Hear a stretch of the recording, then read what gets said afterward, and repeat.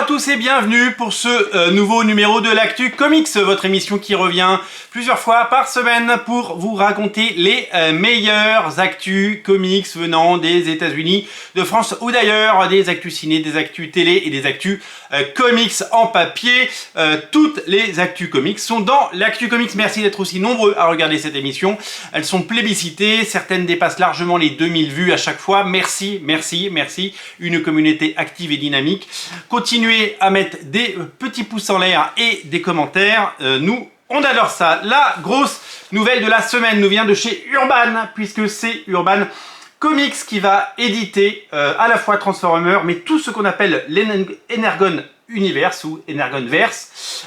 Il s'agit des séries autour des Transformers, mais aussi des licences G.I. Joe, donc tout ce qui vient de chez Hasbro. Vous le savez, pendant longtemps aux États-Unis, c'est IDW qui éditait les Transformers, c'est G.I. Joe.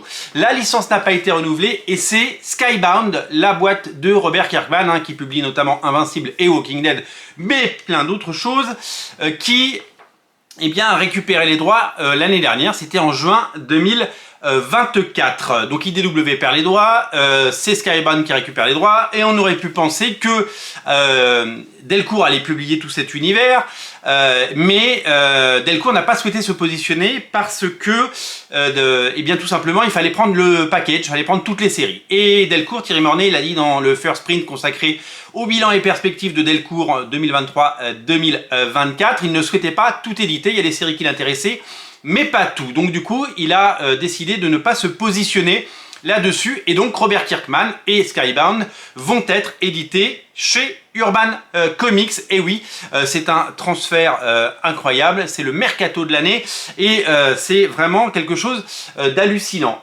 Donc vous allez pouvoir découvrir à partir du mois de mai l'arrivée de ce qu'on appelle l'Energonverse chez Urban Comics, avec plein de séries, parce qu'aux États-Unis ils ont lâché plein de séries. Moi j'ai juste le premier numéro de Transformers par Daniel Warren Johnson en version originale que j'avais acheté à Londres l'année dernière pour voir à quoi ça ressemble.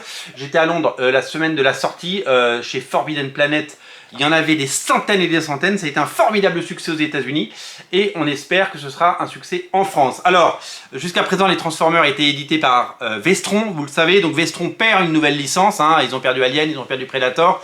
Ils perdent une nouvelle licence puisque c'est maintenant, Urban qui va éditer les nouveaux épisodes de Transformers. Ça va commencer en mai avec la série Void Rival. Est-ce que j'ai un visuel de Void Rival? Voilà, Void Rival, c'est ça.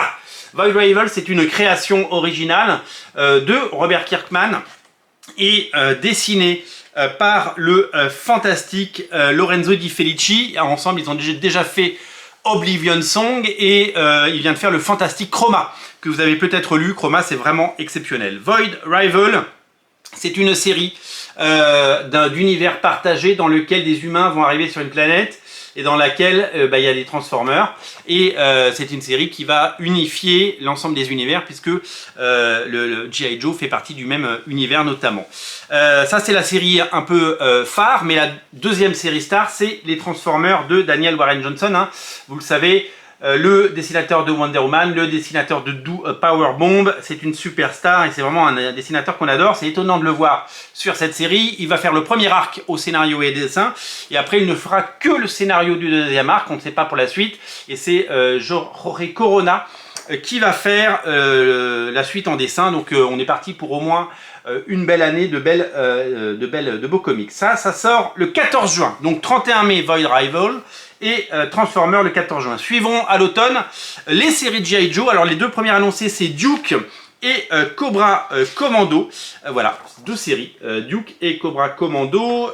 Duke, c'est scénarisé par Joshua Williamson avec des dessins de Tom Reilly et des couleurs de Jordi Belair. Et Cobra Commando, c'est scénarisé par Joshua Williamson avec des dessins de Andrea Milena et des couleurs d'Annalisa Leoni. Voilà, donc ça, deux séries qui arriveront à l'automne. On se réjouit. Et à suivre, évidemment, certainement, le retour des G.I. Joe avec non pas un numéro 1, mais un numéro 301. Le retour de Larry Hama sur la série. des couvertures de Monsieur Andy Kubert et je ne sais pas qui fait les dessins à l'intérieur, mais on en reparlera. Voilà, c'est la grosse news, qui nous vient de France et ça fait plaisir, bien entendu. Qu'est-ce que je peux vous dire d'autre concernant les comics made in France? La campagne photonique cartonne, elle cartonne et il mouille le maillot, hein, Paul Renaud, hein. Il fait tous les podcasts, il fait toutes les émissions YouTube possibles et imaginables. Ils sont à plus de 86 000 € ce matin. 86 000 €, c'est taré. 86 000 €, ça va passer au-delà des 100 000 et c'est ce que je pensais. Il reste encore du temps. Donc tant mieux, tant mieux, tant mieux. À propos de version française également, sachez que Nice House on the Lake, la série qui a remporté le prix de la meilleure série, le fauve de la meilleure série à Angoulême et qui continue de cartonner parce que je peux vous donner les chiffres, je les ai et on parlera des chiffres tout à l'heure. Le premier tome s'est encore vendu à 1000 exemplaires cette semaine, c'est exceptionnel pour un comics et il est à plus de 32 000 exemplaires et le tome 2 s'est vendu lui à 700 exemplaires cette semaine et il est à plus de 22 000 exemplaires, donc on est à plus de 54 000 exemplaires sur le tome 1 et le tome 2, donc fort de son prix, il continue à vendre. Et il y a une fantastique chronique de Frédéric Sigrist dans l'émission de Charline Vanhoenacker le dimanche soir qui est disponible en replay et en podcast. Où devant de 700 ou 800 000 personnes, parce que c'est ça les audiences, eh bien il parle de ce titre, ce qui devrait évidemment faciliter les prochaines ventes, et on se réjouit parce que quand on vend du comics, eh bien ça fait plaisir. Autre information concernant les États-Unis, après on va parler de comics en version originale. Deux informations. La première, c'est la chute d'un site internet qui s'appelle Cadence, d'un revendeur de planches originales qui revendait les planches originales d'énormément d'artistes, typiquement Mahmoud Asrar ou de Zoré Sorogood. Ils ont tous publié le même message, assez énigmatique, disant qu'ils arrêtaient tous de travailler avec Cadence Comics. Et donc si on va sur le site Cadence Comics, sur lequel j'ai déjà acheté des planches originales, notamment de Leila Lez, l'autrice qui vient au Paris Fan Festival et qui a fait le Mother of Madness, hein, le MOM, paru chez Panini, eh bien, sachez-le, ils ont disparu. On ne peut plus cliquer, donc il n'y a plus les pages. Ils ont récupéré leurs droits. A priori, ce qui s'est passé, c'est que le site a fait, il y a eu des défauts de paiement. Il y aurait eu des défauts de fulfillment, hein, c'est-à-dire que les pages n'ont pas été envoyées. Et en gros, ils répondaient même plus aux mails, quoi. Donc, ils ont disparu certainement avec de l'argent. Donc, les auteurs ont dû se faire voler. Et j'espère qu'ils ne se sont pas fait voler des planches, ce qui est très courant dans le métier. Et donc voilà, le site Cadence a explosé en vol. Donc n'y allez pas, parce qu'il y a encore des planches à vendre, mais n'achetez rien, parce que vous allez perdre votre argent certainement. On apprend le décès, parce que ça a un rapport avec les comics, de Carl Weathers, le comédien fabuleux. Il avait, je crois, 76 ans. On se souvient de lui dans le rôle d'Apollo Creed dans Rocky. On se souvient de son rôle dans Predator, génial. Et évidemment, récemment, dans le Mandalorian. Voilà, il nous quitte. Il ne fera pas partie du film Mandalorian, ou alors sous forme d'hommage. Superbe acteur qui a jalonné notre vie et qui a toujours fait partie de notre univers, et on salue sa mémoire bien sûr, et on se souviendra de lui en lui rendant hommage en regardant ses films et ses séries qui nous ont marqués. Aux États-Unis, sachez que Ultimate Black Panther est enfin sorti et que je suis allé hier en boutique hier matin pour le prendre et je ne l'ai pas trouvé. Il est introuvable. À Paris, vous ne le trouverez plus. Introuvable. Sur les sites internet des boutiques françaises qui vendent de la VO, il est sold out. Et sur les sites anglais, vous ne le trouverez plus non plus. Après le succès, surprise, on pensait que ça allait être un succès, mais ça a été un phénomène. En quelques heures, tout s'est vendu sur Ultimate Spider-Man, j'avais réussi à le choper. Eh bien, tout le monde s'est affolé. Donc aujourd'hui, ce bouquin, il se revend très cher. Il y a un deuxième et un troisième tirage qui sont prévus. Le deuxième tirage arrive le 21 février, ça arrive très bientôt. Vous allez voir, pour enfin pouvoir lire Ultimate Spider-Man numéro 1 en même temps que la sortie du numéro 2. Et donc du coup, il y a eu un buzz. Mais comme le buzz sur le 1 est arrivé et qu'on ne pouvait plus, enfin que les boutiques ne pouvaient plus commander d'exemplaires supplémentaires de Ultimate Black Panther, et du coup, les quantités livrées aux boutiques aux États-Unis, en France, en Angleterre et partout, c'est des quantités qui étaient figées. Et c'était des quantités qui étaient minimes, parce que autant tout le monde attendait Ultimate Spider-Man, ou Ultimate X-Men, mais Ultimate Black Panther, habituellement, les libraires de VO Comics, ils ne vendent pas de Black Panther en VO. Ça ne marche pas. Ils en vendent quelques-uns. Il y a quelques dizaines de fans à Paris. Il y a quelques dizaines de fans. Et puis même, les équipes de Panini l'ont dit dans le podcast First Print consacré au bilan et perspectives Panini 2023-2024. Black Panther, ça ne marche pas. Black Panther, c'est une série qui a toujours eu du mal, malgré le succès des deux films.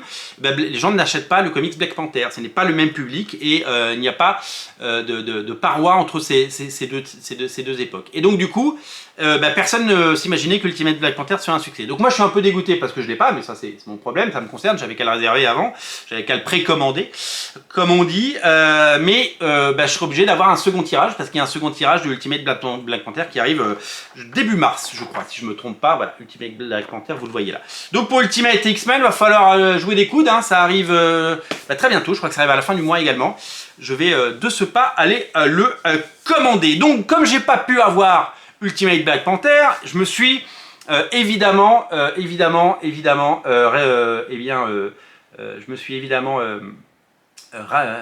rabattu sur les Thundercats. C'est le comics événement de chez Dynamite, l'éditeur. Hein. Hop. Thundercats, les Cosmocats, le retour. Et surtout, je suis ravi parce que j'ai eu la couverture de Rob Liefeld. Et ça, c'est la seule que j'aurais pris. Sinon, j'aurais pas pris le titre. Les Cosmocats, j'avais adoré quand j'étais plus jeune. Il y avait eu un revival chez Wildstorm avec J. Scott Campbell et Ed McGuinness au début des années 2000. Et ça, c'était super cool. Et là, ça revient. Et c'est un succès phénoménal. 170 000 exemplaires vendus. Vous n'imaginez pas combien il y a de variantes de cover. Regardez, donc il y a 3 pages comme ça de variantes de cover. C'est hallucinant ce qu'ils ont fait. Des variantes de cover, en veux-tu, en voilà. Il pleut des variantes cover. C'est tout simplement fabuleux et exceptionnel. Énorme succès et il y aura le numéro 2 qui va arriver et Dynamite c'est un de ses plus gros succès et vraiment il faut saluer dès demain. 2 autres informations sur Rob Liefeld qui a annoncé dans un tweet et sur son Observation, son podcast, qu'il quittait Deadpool parce que ça fait plus de 30 ans qu'il fait Deadpool et que, vous savez, il est revenu régulièrement, il a fait plein de couvertures, il a fait Bad Blood et Badder Blood. Badder Blood n'est pas encore sorti en France. Il va évidemment, c'est un auteur qui a dit que voilà, il allait avoir 60 ans et que il prenait sa retraite de Deadpool. Alors, il reviendra certainement, hein, c'est comme les grandes rockstars qui font leur tournée d'adieu et qui reviennent. Mais il a fait un peu le buzz là-dessus et surtout il a fait le buzz sur son Last Blood. Alors c'est très bizarre la façon dont il édite son Last Blood. Last Blood c'est son nouveau comics. On ne sait pas ce que c'est parce que les couvertures sont noires avec des taches de sang. On a vu juste un ou 2 dessins. Et Last Blood, c'est un comics qu'ils vendent seulement sur son Whatnot et qui vend directement aux clients et ça coûte 15 balles à chaque fois. C'est un comics un peu secret, on ne sait pas ce qu'il y a dedans, c'est qu'il y a des grands retours de personnages et des personnages issus de l'univers extrême, mais aussi des nouvelles créations. Et c'est du pur Rob Liefeld. Il a décidé, je le fais à mon rythme, je le sors quand je veux, et je rends des épisodes disponibles une fois de temps en temps. Donc je crois qu'il en a vendu 300 ou 400, enfin maximum quoi. Alors que c'est un auteur qui pourrait vendre plusieurs milliers. Mais bon, à 15 € pièce, il vide ça et il s'amuse surtout, il prend du plaisir. Et hier soir, je suis tombé sur une vidéo de quelqu'un qui faisait un page à page de ce Last Blood. Alors, Rob Liefeld avait demandé à ses fans de ne pas dévoiler l'intérieur, mais j'ai été trop tenté. Et maintenant, j'ai trop envie de le voir. Je vous en dis pas plus parce que moi, je suis pas là pour vous spoiler, mais c'est trop bien, c'est trop bien. Je rêve de la voir entre les mains et j'aimerais bien que ça arrive un jour en France. Voilà, c'est dit. Voilà pour Rob Liefeld, voilà pour Ultimate Black Panther et voilà pour les Thundercats. Je voulais terminer cette émission avec quelque chose qui est promis dans le titre, c'est les chiffres de vente de la semaine. Je vous ai parlé des chiffres de vente de Nice House on the Lake qui est à 32 000 exemplaires et 22 000 pour le deuxième. Quelques chiffres. Le numéro 1 des ventes, c'est pas vraiment un comics mais c'est affilié. C'est une création française, Cocorico, La guerre des Lucas, Les guerres de Lucas. Donc l'histoire de la création de Star Wars et du combat qui a été celui de George Lucas pour créer ça. C'est sorti chez Deux Man Édition, un éditeur qui n'avait fait que 2 BD avant et qui n'avait jamais eu le succès. Ils ont eu plein de prix, vous le savez récemment, prix France Inter, prix Fnac, prix France Info, ils ont même eu un prix spécial à Cannes, à Angoulême. Et il a encore vendu 4000 exemplaires cette semaine, il a plus de 50 000 exemplaires, c'est taré, l'éditeur doit se dire waouh, c'est incroyable. Il va y avoir des adaptations dans tous les pays, ça va être fou, c'est un véritable plébiscite et vraiment, c'est le gros carton du moment. L'autre carton du moment, c'est Monica, Grand Prix, le Fauve d'Or à Angoulême. De Daniel Klaus chez Delcourt qui, c'est marrant parce que ça confirme ce que je pensais sur le top 300 que je reçois régulièrement. Je ne le reçois pas toutes les semaines, mais je le reçois régulièrement. Il y a des titres qui se vendent moins de 300 exemplaires par semaine, donc on ne les voit pas, mais qui ont quand même vendu des quantités depuis 10 semaines. Et donc du coup, en cumulé, ils ont un joli chiffre, mais on ne le voit jamais dans le classement, parce qu'il suffit qu'il soit juste sous le curseur. Le curseur, ça s'arrête à peu près à 300 ventes par semaine. Mais si vous vendez 290 par semaine pendant 50 semaines, c'est un succès. Et en fait, c'est ça le marché de la BD. Il y a des succès comme Astérix qui, dès la première semaine, sont des succès, mais il y a des titres qui se font sur la durée. Et la plupart des succès se font sur la durée. Et bien celui-là, j'étais étonné de voir que grâce au prix, il a vendu 1800 exemplaires cette semaine et qu'il est à 7700 exemplaires. C'est énorme. Donc il va monter très haut parce que le dernier prix d'Angoulême était à plus de 50 000 exemplaires de mémoire. Qu'est-ce que j'ai comme autre truc sur les comics? Le Riddler, année 1, que j'ai toujours pas entre les mains, mais j'espère l'avoir très bientôt. Il est à plus de 500 exemplaires déjà. Et donc pour la première semaine, c'est pareil, il va se vendre sur la durée, le Riddler année 1, parce que je pense que c'est un titre qui a son avenir est devant lui.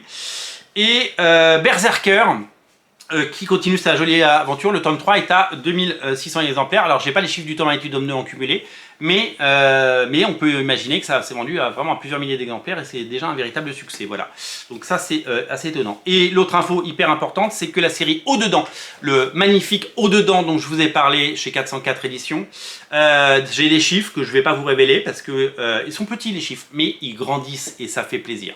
Le titre il sort, l'auteur est pas connu, il s'en vend des centaines. Et parce que j'en ai parlé, parce que, alors c'est pas moi qui fais la pluie et le beau temps sur le marché des comics, hein, loin de là, hein, mais on est nombreux à en avoir parlé, First Print en a parlé, tous les sites comics, tous les gens qui parlent de comics et qui ne touchent pas un grand public, eh bien en ont parlé. Donc ça touche des gens qui aiment le super-héros, etc. Mais c'est pas parce que vous aimez le super-héros que vous allez lire Au-dedans. Bah, Au-dedans, il a progressé, il a vendu 2 fois plus en deuxième semaine. Parce qu'il y a de la presse, parce qu'il y a eu un papier sur France Inter également. Alors écoutez pas le papier sur France Inter parce que il spoil ce qui se passe dans le bouquin et bah, ça gâche le plaisir tout simplement. Ils ont également des papiers partout sur Fnac.com. Il y a du rédactionnel, il y a du papier partout. Et donc, c'est un titre qui va faire un succès, mais sur la durée. Et on va continuer à le pousser parce qu'on l'aime ce titre, voilà, tout simplement. Voilà, c'est tout pour aujourd'hui. Merci d'être nombreux à regarder ces émissions. Pour soutenir ces émissions, on a un compte Tipeee qui n'attend plus que vous. Et d'ailleurs, il n'attend que vous. Je vous invite à y aller parce que vous n'êtes pas très nombreux à y aller. Merci à tous ceux qui font l'effort. Et puis, sinon, n'oubliez pas de commenter, mettre un pouce, partager cette vidéo et évidemment continuer à lire des bonnes choses. Dites-nous ce que vous avez lu. On se reparle très bientôt. Salut!